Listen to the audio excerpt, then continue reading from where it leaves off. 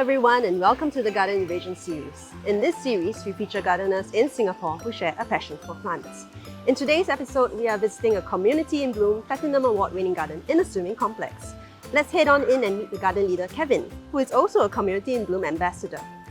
Hi, Kevin! Hello! Welcome to our CIB Gardens. Hi, thanks for having us here today. So tell us more about your garden and how it all got started.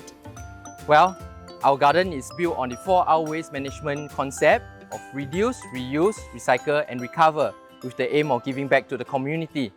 And over the years, through our outreach, we were able to grow our pool of gardeners significantly. So come, let's check out our garden. So Kevin, how did your team come up with the design and concept of this garden?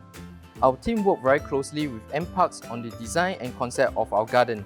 MParks provided the platform for our volunteers to network with other gardeners and also provided guidance on the design concept and plant choices. So what plants do you have over here? We have Kailan, brinjal, bitter gourd, chili, winter melon and many more. So tell us, what do you do with all these harvests? Well, on a weekly basis, we use some of the edibles to prepare home-cooked meals for our own makan session within the gardens for our gardeners. I also see that you have a lot of recycled materials being used in this garden.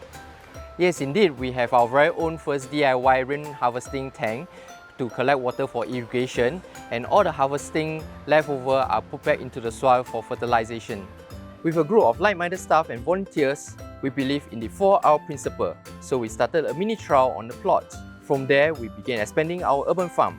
The team was very excited and the gardening project helped many of them to stay healthy, active and fit.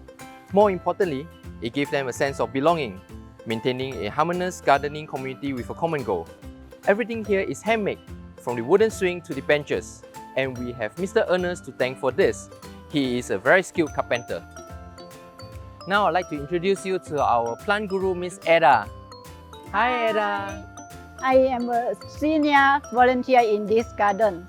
I will show you our flowering plant. This Mexican creeper.